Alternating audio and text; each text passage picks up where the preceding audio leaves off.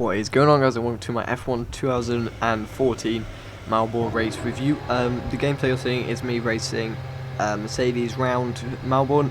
The reason why I delayed this video is because I knew that there was an investigation going on one of the drivers, Daniel Ricciardo. So some of the earlier videos would have probably praised him for how well he did. This one, yeah, he didn't. He was basically, he finished in second. Explain what happened. He finished in second, crossed the line in second place, and the stewards after the race is they check everybody's fuel load, and they're really strict on it this year. No line for movement at all, and basically they found out that his fuel flow rate was too high during the race. They claim the meter which they got was faulty from the FIA, and Red Bull are appealing the decision and all that. So I don't know what's going to happen, but basically it was above 100 kilograms per hour, I think. Yeah, and you get 100 kilograms per race, and apparently it was above that. So I'm not really sure what happened when they really got 100 kilograms of fuel, but yeah. So anyway, he got disqualified from the race, and that moved Kevin Magnussen up into second place, and Jensen Button up into third place. So that's really good for Mercedes.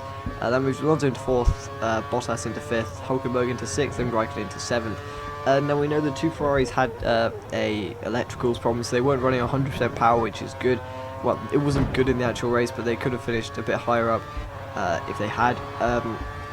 And of course, Hamilton and Vettel retired within the first 5 laps due to an engine problem.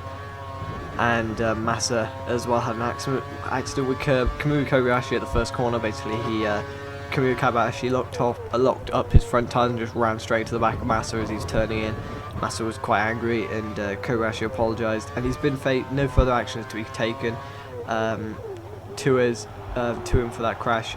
He blames the fact that the extra formation lap, and I think the FIA respect that decision. I don't think they've taken any I don't know, thinking to it. So Kevin Magnussen's first F1 race comes second. That is good. I think he'll be a star of the future. I think Bottas as well, and that Williams is fast. If Massa was it still, if Massa continued in the race, I reckon he'd probably put it in around probably 6th, which would have been good as well.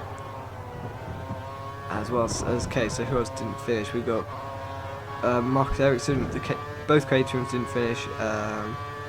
Both the Mauritius actually finished, apart from Bianchi, finished 8 laps behind the rest of the pack. Max Chilton in 13th finished 17th, finished 2 laps behind the pack, and Jules Bianchi was not classified, which means he's so far behind they didn't add him to the actual finishing sheet. The two I don't know what they are. I think they're the STR Renault team, which is the two Toro Rosso. Basically, they had a pretty solid finishing position. At least they both finished. The Sauber's not the fastest, but they both finished, which is good. Both everyone goes around. Pastor Maldonado didn't finish due to an problem. Now as we come around the final corner, as we're in second, the gameplay you're seeing is on Legendary in Melbourne. Pick Rosberg mainly because he won. I'm going to probably pick the winner for every race, or the most dramatic thing that happened. Yeah, which is good.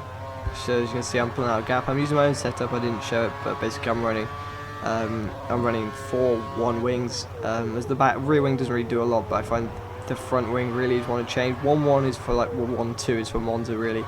Then 1-4 is for tracks like this, which a few fast corners and then quite a lot of straights, a bit like this. So it's good. The back wing doesn't have really any effect.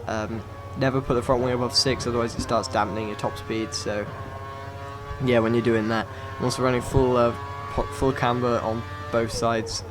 This helps with the turn in. Doesn't really affect tyre wear on 3-lap races or 25% races due to the tyre wear is already scripted. Might have an impact on 100% to 50% races, but not too bad if you control your tyre life quite well. As we come around the final sector, actually cutting the corner there. Yeah, as you can see, what I find confusing is the Mercedes and the McLaren look kind of almost the same, so hopefully McLaren will change their colour scheme. I do like the white of the Williams, stands out really from the rest of the pack, and that's good. So I think we had more finishes than expected, and the engines were quite reliable in the end.